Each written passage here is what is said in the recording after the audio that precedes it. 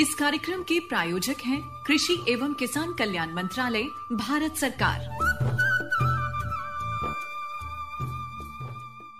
100.1 FM gold आप सुन रहे हैं कार्यक्रम किसान की बात। और किसान की बात के आज के संस्करण में स्टूडियो से आपके साथ जुड़े हुए हैं हम, यानी पूजा और अशोक। और आज हर बार की तरह हम किसी एक विषय पर खास बातचीत करेंगे, लेकिन उसके साथ साथ बहुत सी और चीजें हैं जो इस कार्यक्रम में जुड़ी हुई हैं। बिल्कुल सही कहा पूजा तुमने। आमतौर पर ये देखा गया है कि फसलों की बिजाई जब होने लगती है, किसी भी फसल की हम बात करें, बिजाई होती है, तो बीजों की व्यवस्था के बारे में हमें जरूर चिंतन मनन करना चाहिए। हाँ, बिल्कुल करना चाहिए। और ये इसलिए भी ज़रूरी है क्योंकि किसी भी चीज़ की शुरुआत जब होती है तो वो उसके लिए बहुत महत्वपूर्ण होती है। अगर शुरुआत अच्छी हो तो फिर आगे जो नतीजा निकलता है वो अच्छा ही निकलता है। और फसल की बात करें तो बीज बहुत ज़रूरी है। बिल्कुल पूजा, आजकल नई नई तकनीकें आ गई हैं। बहुत सारी तकनीकों के साथ हम जो है अपनी फसलों के रख रखाव और किसान भाई जो है किस तरह से बिजाई के लिए बीजों का इस्तेमाल करते हैं, कौन सी किस्में होनी चाहिए बीज की, ये सारी बातें उसमें किसान भाई को मद्देनजर रखनी चाहिए और उसका ध्यान रखना चाहिए उसका। जी बिल्कुल, क्योंकि व्यवस्था की जब हम बात करते हैं तो उसमें उपलब्धता के साथ साथ रखरखाव प्रबंधन भी शामिल हो जाता है। और किस्मों की भी बात हम करते हैं, किस्में किस तरह की होनी चाहिए बीजों की, और उनकी दूरी जब बिजाई करते हैं तो दूरी का भी ख्याल रखना चाहिए। बिल्कुल, यानी इन सब बातों का अगर हम तफसील से जिक्र करें तो हम ये कह सकते हैं कि किसान भाई आज एक बहुत उपयोगी जानकारी इस कार्यक्रम के माध्यम से हासिल करने वाले हैं। बिल्कुल। और आज इसी विषय पर बात करेंगे, यानी रबी फसलों की बिजाई हेतु बीजों की व्यवस्था, ये आज का विषय है। और इस विषय पर मोहनलाल अरोड़ा जी से बातचीत कर रही हैं प्रीति। तो आइए सुनते हैं उनकी ये बातचीत।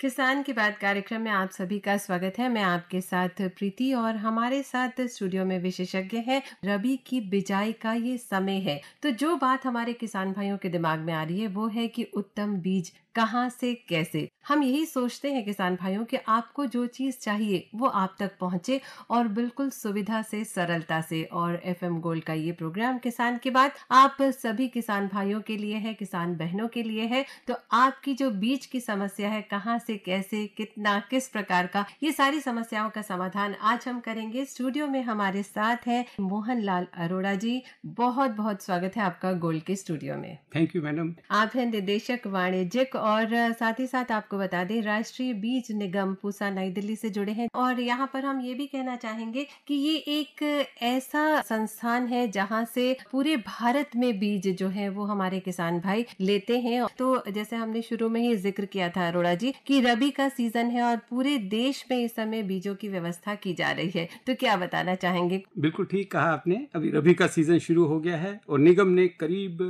9,28,000 क्विंटल प्रमाणित बीज का उत्पादन किया है जी, जो अभी हमारे पास रेडी है फॉर सोइंग। और विपणन हेतु इसमें डिफरेंट किस्म के बीज हैं। उसमें 3,86,000 गेहूं का बीज है, 55,000 क्विंटल धान का बीज है, 17,000 क्विंटल जौ का बीज है, 40,000 क्विंटल सरसों तोरिया, 78,000 क्विंटल मूंगफली, 2,70,000 क्विंटल चना, 15,000 क्विंटल मसूर, 8,000 क्विंटल दलहनी मटर, 18,000 क्विंटल मूंग, 15,000 क्विंटल उड़द, 5,000 क्विंटल जई, 21,000 क्विंटल के अन्य बीज भी हैं जिसमें दलहनी लोबिया, लेथाइरस, मक्का, बाजरा, ज्वार, बरसीम निगम के पास उपलब्ध हैं। अच्छी किस्म के बीज हमारे किसान भाइयों को मिले अरोड़ा जी, यही हम हमेशा सोचते हैं और ये सारी चीजें आज यहाँ उपलब्ध है बिल्कुल। इसके अलावा मैं बताना चाहूँगा, इनके अलावा हमारे पास सब्जियों के बीज भी उपलब्ध हैं। और सब्जियों में अगर कहें तो हमारे पास 2,200 क्विंटल के करीब आज के दिन में बीज हैं,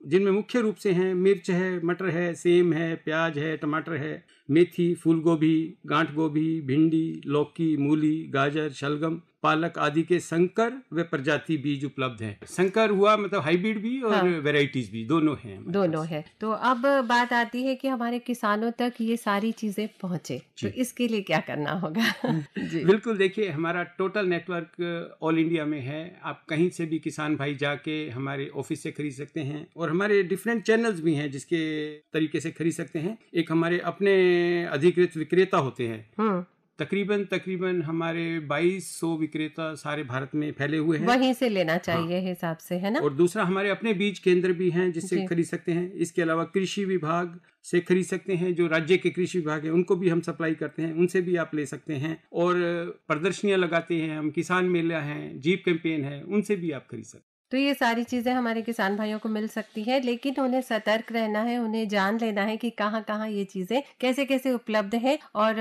जो आपकी संस्थाएं हैं उन्हीं से लेना चाहिए। NFSM ये स्कीम्स हैं बेसिकली जिनके थ्रू हम किसानों को हेल्प करते हैं। ये जो स्कीम है जैसे पल्सेस के लिए है, जो न्यूट्री सीरियल्स के लिए है ना। ये भारत सरकार की स्कीम्स हैं जिनके थ्रू हम किसान भाइयों को सारा बीज उपलब्ध कराते हैं एट ए सब्सिडाइज रेट। तो इसके लिए क्या उनके अंदर कोई वैसी क्वालिटी होनी चाहिए, कोई ऐसे पेपर्स होने चाहिए जो लेके जाएंगे तभी मिलेगी, या सभी किसान नहीं, भाइयों सभी को किसानों को ये सेवा उपलब्ध है। और हमारे जितने भी मैंने आपको चैनल्स बताए हैं उनके वहां से जाके खरीद सकते हैं, और हमारी जो राज्य की निगम हैं वहां से भी खरीद सकते हैं। और अब हम थोड़ा सा जानकारी चाहेंगे अरोड़ा जी आपसे कि फसलों में कितना बीज उत्पादन कार्यक्रम लिया जाएगा, और अगले वर्ष के लिए किसानों को वितरित करने हेतु क्या क्या चीजें उपलब्ध हैं। ये बहुत अच्छा प्रश्न आपने पूछा। अभी इस साल जो हमारे पास अवेलेबल है, मैंने अभी बताया जैसे 9,28,000 क्विंटल के करीब अवेलेबल है। तो इसी को ध्यान में रखते हुए अगले साल के लिए हमने 14,50,000 क्विंटल बीज उत्पादन करने का लक्ष्य रखा है, और जिसमें 2,76,000 चना रहेगा,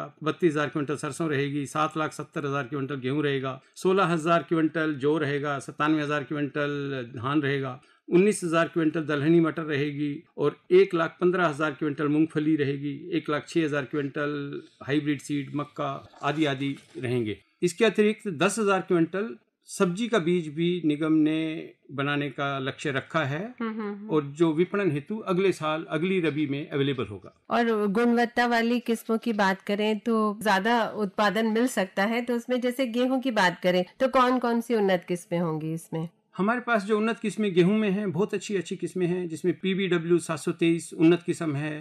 पहले PWD 343 होती थी, इसकी उन्नत किस्म है ये। PBW 725 है, HD 3086 है, HD 2967 है, HD 3226 है, HD 3237 है, पूसा तेजस है जो बहुत अच्छी किस्म है जी, HD 2967 है, राज 4079 है, DBW 187 ये बिल्कुल नई किस्म है। इसके तो अभी हमने बीज देना शुरू किया है और बहुत ही अच्छी किस्म है ये। और इसमें जौ भी है, चना भी है, मसूर भी है, तो सबकी जो उन्नत किस्में हैं वो लगभग आपके पास उपलब्ध है। और हमें लगता है अगर किसान भाई संपर्क करें तो उन्हें ये सारी चीजें आसानी से मिल सकती है। जैसे बीच में दलहनी मटर की भी बात है, तो वो भी आपके पास दो बहुत अच्छी किस्में हैं। कौन कौन सी हैं वो? दलहनी मटर में IPFD 1012 ये बहुत अच्छी किस्म है जी।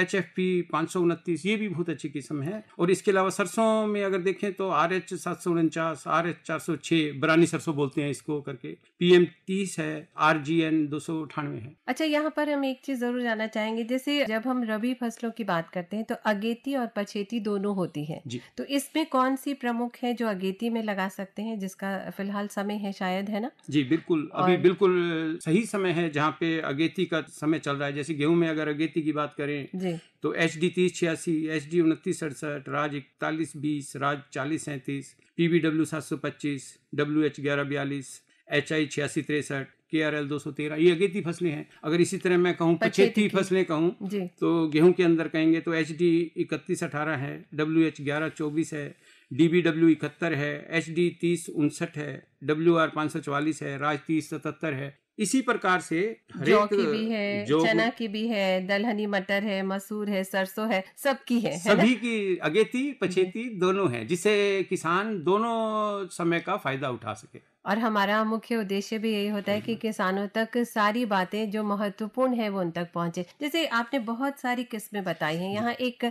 छोटी सी बात हम आपसे और जानना चाहेंगे। जैसे हम दिल्ली NCR की बात करते हैं अरोड़ा जी, तो यहाँ पर कौन सी प्रमुख है जो हमारे किसान भाई जिसे देख सकते हैं? जैसे गेहूं बहुत महत्वपूर्ण होता है, उसकी बात करें तो अगर यहाँ की बात करें, दिल्ली NCR की बात करते हैं, क्योंकि थोड़ी थोड़ी मिट्टी हर जगह की अलग अलग होती है। जी बिल्कुल, मिट्टी और जलवायु दोनों अलग अलग होते हैं, फर्क पड़ता है। तो इसलिए जो दिल्ली NCR में कहें तो यहाँ पे गेहूं का बहुत प्रचलन है, गेहूं बहुत बोई जाती है, सरसों बहुत बोई जाती है, देन मटर बोया जाता है, देन जौ बोया जाता है। तो ये सारी वैरायटीज या किस्में या संकर किस्में ये सारी हमारे यहाँ पे ऑफिस है, वहाँ पे भी सेल केंद्र है पूसा के अंदर, वहाँ पे भी किसान भाई जाके देख सकते हैं, परचेज कर सकते हैं, खरीद सकते हैं। और अगर सैंपल चाहें तो सैंपल भी कर सकते हैं। इवन हमारे पास किचन गार्डनिंग के लिए छोटे छोटे सैंपल होते हैं, वो भी ले सकते हैं। ये तो आपने बहुत महत्वपूर्ण बात बताई है। आपने किचन गार्डन कहा और हमारा ध्यान थोड़ा सा उसमें चला गया, क्योंकि हम यूजुअली सोचते हैं कि हमें भी कुछ ऐसा करना चाहिए, चाहे थोड़ा थोड़ा ही सही, लेकिन अपने बालकनी में या थोड़ी सी कहीं भी जगह हो तो हम ये सोचते हैं कि कुछ ना कुछ तो लगा ले। तो गेहूं और मटर तो नहीं कह सकते हैं, लेकिन हमारी कोशिश होती है कि हम थोड़ी सब्जियां कहीं ना कहीं लगा ही लेते हैं। आपने बीच में संकर बीज की बात की थी, तो हम ये जानना चाह रहे हैं संकर बीज उत्पादन की क्या भूमिका होती है यहाँ? संकर बीज एक्चुअल में अगर कहें तो संकर आजकल की उन्नत वैरायटियों में आती है, उन्नत किस्मों में आती है। संकर का मतलब है कि दो जो हाई यील्डिंग वैरायटी होती है उनको मिक्स करके बनाते हैं जी। तो संकर की जो उत्पादन होता है हमेशा ही ज़्यादा होता है नॉर्मल जो उत्पादन से। तो उसमें हमारे पास बहुत अच्छी अच्छी किस्में हैं। अब जो मक्का अभी निगम ने जो बनाया है, मक्का, ज्वार, बाजरा, धान, सूरजमुखी, वे विभिन्न सब्जी, जैसे टमाटर में देखते होंगे आजकल ये टमाटर आता है, इतना अच्छा अच्छा टमाटर आता है और सारा साल चलता है, वो संकर नस्ल ही होती है। अच्छा।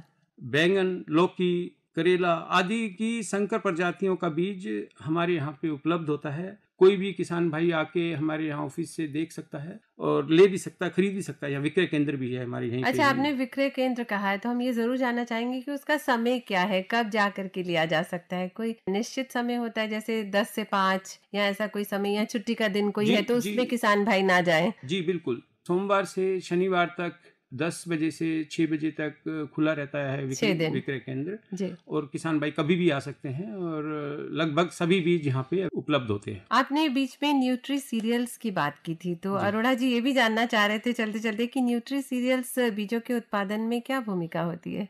न्यूट्री सीरियल्स आजकल एक नया विषय है जिसमें जैसे बाजरा वगैरह हैं, मिलेट्स हैं, तो ये न्यूट्री सीरियल्स कहते हैं, जिसमें न्यूट्रिशन भी मिलता है बच्चों के सारी लिए, चीजें आ जाती हैं। पहले ये बहुत चलता था, बाजरा हो गया, ज्वार हो गया, रागी हो गया, दोबारा से ये फिर से आ गए, क्योंकि अब हमें रागी के बिस्किट, बाजरे के बिस्किट सब कुछ मिलता है जी। तो ये ऐसे मतलब दुनिया बहुत छोटी सी है और हमें लगता है कि पुनः हमारे किसान भाइयों को इस पे विचार करना चाहिए, इसके बारे में सोचना चाहिए। चलते चलते कोई विशेष बात जो हमारे किसान भाइयों के लिए बताना चाहें, हम चाहेंगे। किसान भाइयों को मैं एक नई बात बताऊंगा कि अभी जैसे न्यूट्रीसीएल की बात कर रहे थे, इसी तरह से अभी निगम के पास बायोफोर्टिफाइड किस्मों की भी बीज आ गए हैं। बायोफोर्टिफाइड का मतलब होता है किसी बीज के अंदर जिंक ज्यादा होएगा, किसी में कैल्शियम ज्यादा होएगा, तो ये बायोफोर्टिफाइड है। तो इस तरह के गेहूं में अभी अभी आया है HP BW01, Pusa Tejas, HD 3171, मसूर में 4717 आया है, सरसों में PM 30 आया है। तो ये नई किस्म के बीज हैं। मेरे हिसाब से किसानों को ये भी कोशिश देखने चाहिए एक बार। किसान को ये वाले नए बीज बो के देखेंगे तो उन्हें भी एक नया कुछ नया करना भी चाहिए और उस पर सोचना भी चाहिए। अगर आप बेहतर उत्पादन चाहते हैं तो बिल्कुल सही कहा आपने। और अरोड़ा जी, आज आप गोल्ड के स्टूडियो में आए और हमारे किसान भाइयों को जो बेसिक चीज है, कहते हैं कि बिना बीज के कुछ नहीं मिल सकता, उस पे इतनी महत्वपूर्ण जानकारी दी। आपका बहुत बहुत धन्यवाद करना चाहेंगे। धन्यवाद, बहुत बहुत धन्यवाद आपका, और किसान भाइयों का भी बहुत बहुत धन्यवाद।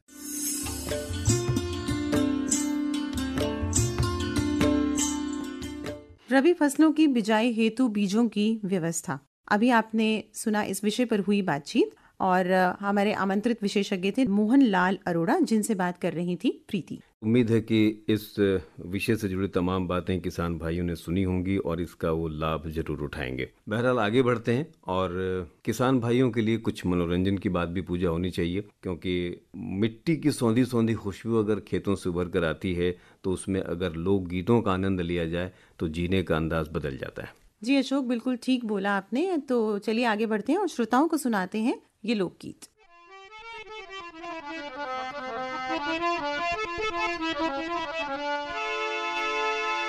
और नन्हे नन्हे तीन घुंघरू तीनों ही मजेदार हैं, तीनों ही मजेदार हैं।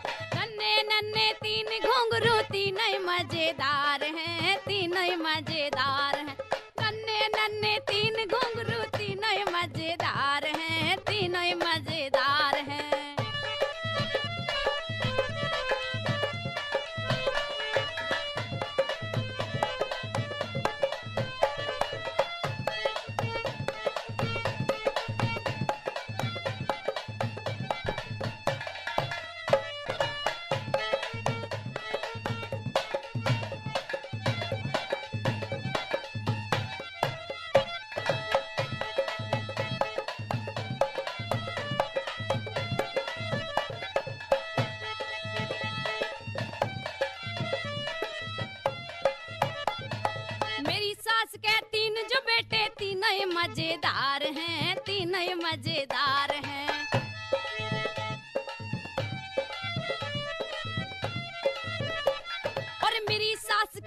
तीन जो बेटे तीनों ही मजेदार हैं, तीनों ही मजेदार हैं। एक डॉक्टर, एक मास्टर, एक थानेदार है, एक थानेदार है।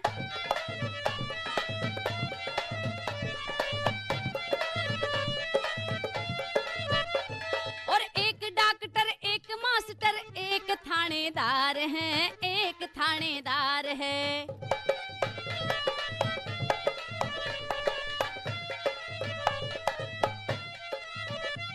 और नन्हे नन्हे तीन घुंघरू तीनों ही मजेदार हैं, तीनों ही मजेदार हैं।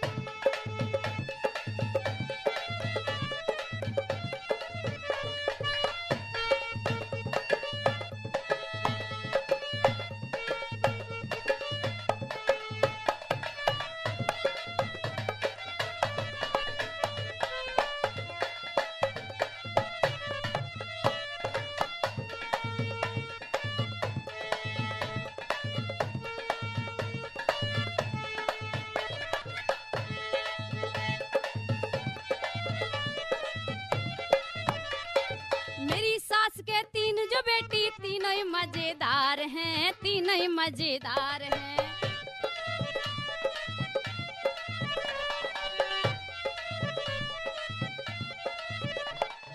मेरी सास के तीन जो बेटी तीनों ही मजेदार हैं, तीनों ही मजेदार हैं।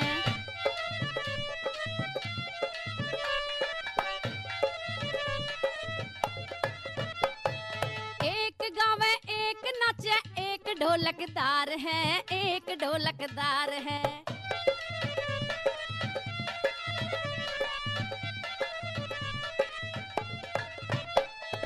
एक गावे एक नाचे एक ढोलकदार है, एक ढोलकदार है।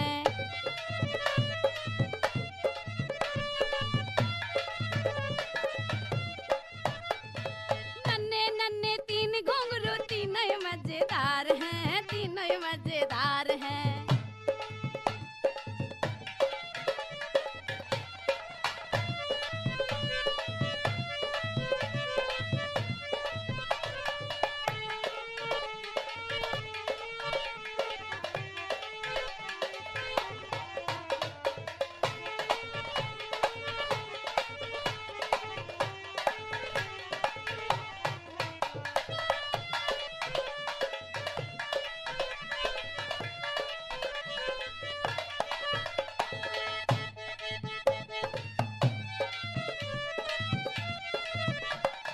मेरी सास के तीन जब अव्वल तीनों मजेदार हैं, तीनों मजेदार हैं।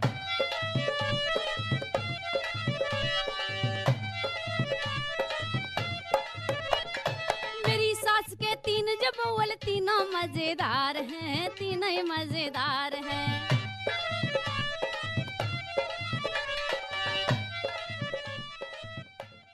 तो वही लोकगीत हमारे किसान भाइयों ने सुना। उम्मीद है कि उन्होंने बहुत ही आनंद उठाया होगा। पूजा, आपने भी सुना होगा, अच्छा लगा होगा ना जी आपको? बिल्कुल। और लोकगीतों की यही खासियत है कि वो आपको उस अंचल से कहीं ना कहीं जोड़ देते हैं और अपने आप आपके जो कदम हैं वो थिरकने लगते हैं। और उंगलियों की थाप तो मैं देख रही थी अशोक, आप भी अपनी मेज पर लगातार दे ही रहे थे। बहरहाल कार्यक्रम को आगे बढ़ाते हैं और मनोरंजन भी हो रहा है, साथ साथ जानकारी भी श्रोताओं को मिल रही है। तो उम्मीद करते हैं कि श्रोता इसी तरह से जुड़े रहेंगे हमारे इस कार्यक्रम के साथ, हमारे साथ, और लाभ उठाते रहेंगे इस तमाम जानकारी का। फिलहाल किसान मित्रों से भी हमारी बातचीत होती ही रहती है अशोक। तो एक किसान मित्र हैं हमारे जिनसे ऐसी हमारी बातचीत हुई, और आइए श्रोताओं के साथ वो बातचीत हम साझा करते हैं। और अब किसान की बात हम सब के साथ।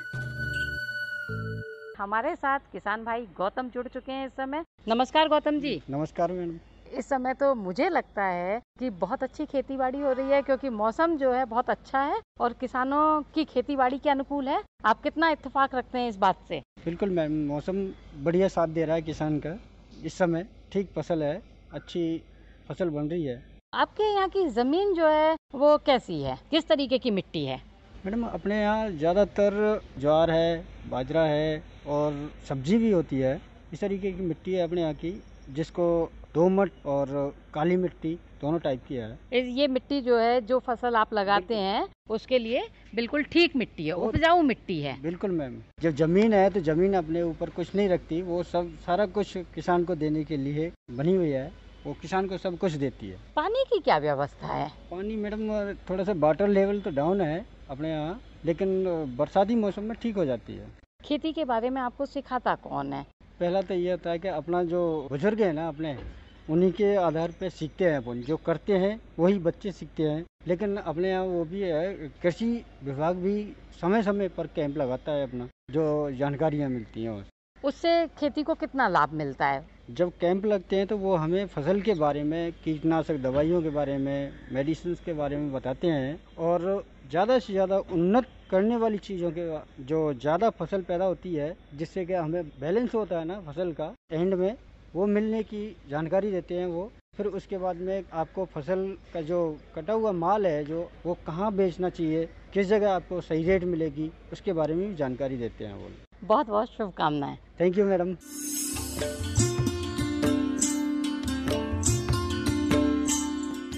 पूजा, समय समय पर सरकार की बहुत सारी योजनाएं आती हैं जी, और किसान भाइयों को लाभान्वित कर जाती हैं। जी बिल्कुल। बहुत सारी योजनाएं इस वक्त किसान भाइयों ने जानी भी है, सुनी भी है, और उसका लाभ भी वो उठा रहे हैं। जी, और हमारी भी ये कोशिश रहती है कि हम अपने सभी श्रोताओं तक, अपने सभी किसान मित्रों तक, किसान भाइयों तक उन तमाम योजनाओं की जानकारी समय समय पर पहुंचाते रहें, ताकि कोई भी जो व्यक्ति है वो उस लाभ को उठाने से वंचित न रह जाए। तो ऐसी ही कुछ योजनाएं हमारे पास, उनकी जानकारी है। तो चलिए अब उन तमाम जानकारियों को अपने श्रोताओं के साथ हम साझा करते हैं।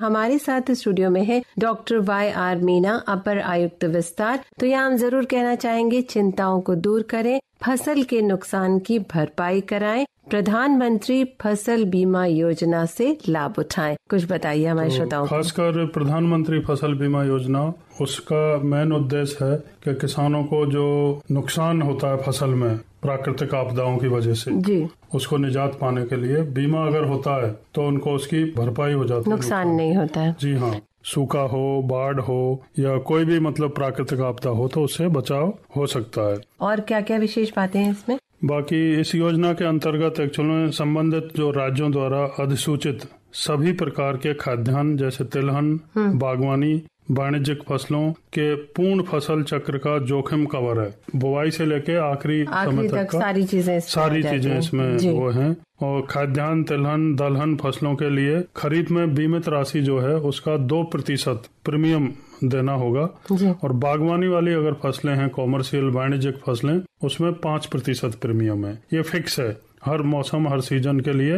जैसे अगर रबी का सीजन आएगा तो उसमें 1.5% है। अच्छा। खरीफ में हमेशा 2% रखा गया है पूरे देश के लिए। स्थानीय आपदाओं जो इसमें कवर होती हैं उसमें ओलावृष्टि है, जल भराव है, भूस्खलन है, बादल फटना एवं प्राकृतिक आग तथा कटाई उपरांत कई बार चक्रवातीय वर्षा हो जाती है। तो इन सभी प्राकृतिक आपदाओं से उबरने के लिए ये बीमा काम आता है। डॉक्टर मीना, बहुत बहुत धन्यवाद जानकारी देने के लिए। आपका भी धन्यवाद।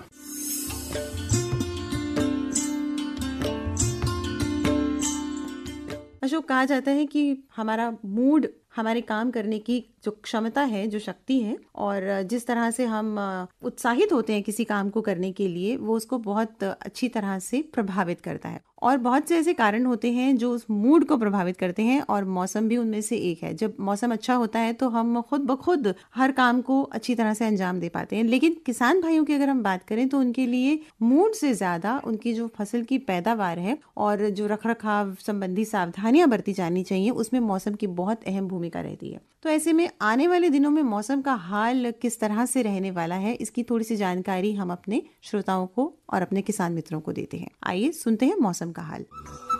और अब मौसम की बात किसान के साथ। भारतीय कृषि अनुसंधान संस्थान नई दिल्ली से प्राप्त सूचना के अनुसार औसतन तापमान 24 डिग्री सेल्सियस रहने की संभावना है। औसतन आर्द्रता 65% रहने की संभावना है। कृषि भौतिकी संभाग के कृषि वैज्ञानिकों के अनुसार किसानों को सलाह दी जाती है। मौसम को ध्यान में रखते हुए धान की फसल यदि कटाई योग्य हो गई है तो कटाई शुरू कर दें। फसल की कटाई के बाद उसे 2-3 दिन खेत में रखकर सुखा लें। उसके दानों को अच्छी प्रकार से धूप में सुखाकर भंडारण करें। साथियों, ये थी आज के कार्यक्रम में मौसम की जानकारी।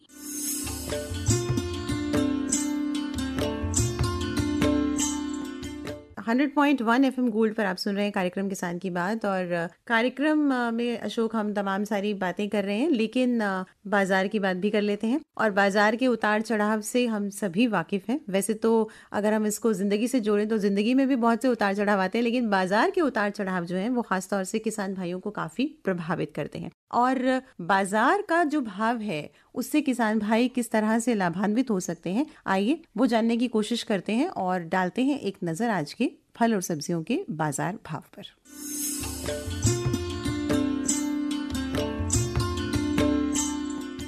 आजादपुर मंडी दिल्ली से प्राप्त बाजार भाव इस प्रकार हैं। सेब आज उपलब्ध है 105 रुपए प्रति किलो, अनार का भाव है 100 रुपए प्रति किलो, केला 15 रुपए प्रति किलो वहां पर प्राप्त है। अनानास की अगर बात करें तो 20 रुपए प्रति किलो मिल रहा है। सब्जियों की बात करते हैं। सब्जियों के भाव है आज आलू 20 रुपए प्रति किलो, फूल गोभी 36 रुपए प्रति किलो, खीरे का भाव है 20 रुपए प्रति किलो। ये थे आज के बाजार भाव।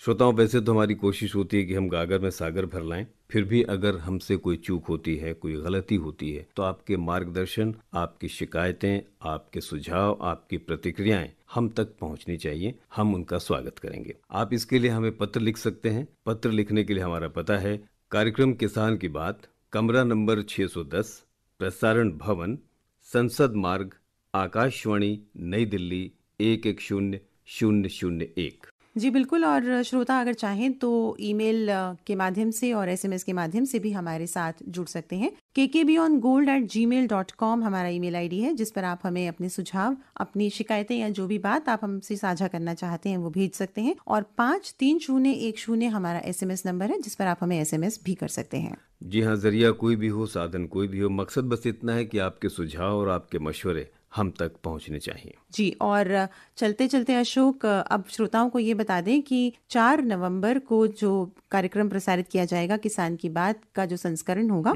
उसमें क्या विषय रहेगा? जी पूजा, वो विषय है रबी फसलों की बिजाई हेतु उर्वरक प्रबंधन। और विशेषज्ञ के रूप में हमारे साथ स्टूडियो में मौजूद रहेंगे डॉक्टर YS शिवे जी। तो सुनना मत भूलिएगा किसान की बात। और फिलहाल वक्त बहुत जल्दी से आगे बढ़ रहा है, तो मुझे पूजा को और मुझे अशोक को दीजिए इजाजत। नमस्कार।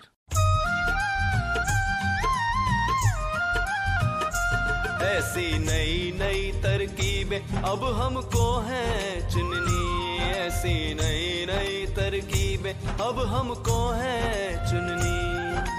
लक्ष्य हमारा हर किसान की आमदनी दुगनी, लक्ष्य हमारा हर किसान की आमदनी दुगनी। ऐसी नई नई तरकीबें अब हमको हैं चुननी। श्रोताओं, अब वक्त होता है समाचारों का।